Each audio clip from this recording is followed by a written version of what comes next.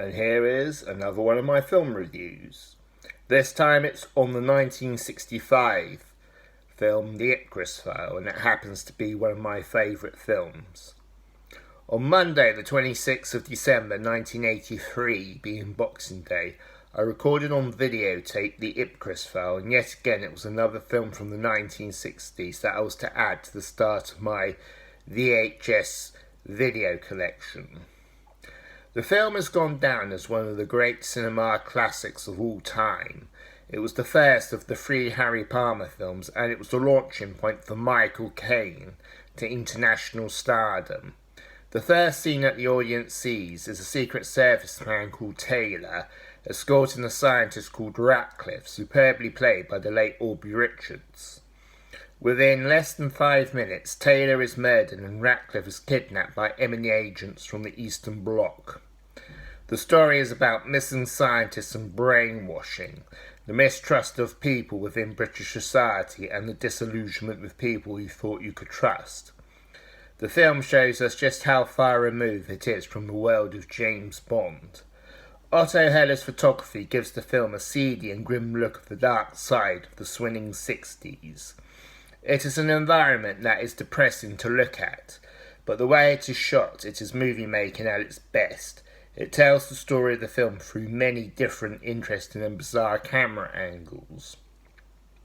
John Barry's music score has a haunting and creepy feel to it, which works brilliantly, and it is so different to his work on the James Bond films that he was working on at the time. His music score coincides very well with Otto Heller's camera work.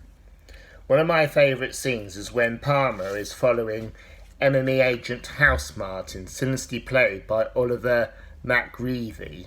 It is because of the slow incidental music and the Albert Hall in the background that gives the scene a haunting feel to it.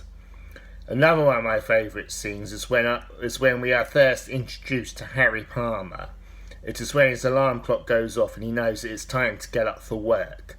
We can all identify with him in that scene because it is a part of our everyday lives. It is so different to Sean Connery's introduction to audiences in the first James Bond film, Dr. No. I've always had the sympathy for the character of Harry Palmer, a man who tries his best to please people but is taken advantage of in a cruel and despicable way. Unlike James Bond, Harry Palmer is an ordinary man who lives in a flat, shops in his local supermarket, drives an ordinary car and cooks for himself. He laughs at his own jokes, which makes him look silly. In reality, he would be classed as a boring man. Michael Caine's performance as Palmer is well cast. He is right for the part. He is totally working class with the right attributes for the typical working class anti-hero of that era, being the 1960s. Before the likes of him and Albert Finney, working class men in films were a joke. You just have to look at the likes of John Mills and Rich Attenborough in the 1940s to see just how ridiculous the way they were portrayed in films prior to the 1960s. The film was produced by James Bond producer Harry Saltzman. He brought some of his team from the 007 films to make the IPCRESS File. They were John Barry, composer, Ken Adam, production designer, Peter Hunt, editor, and Norman Wanstall, sound editor. They created such realism and a unique style to this film, which has become one of the all-time greats of British cinema.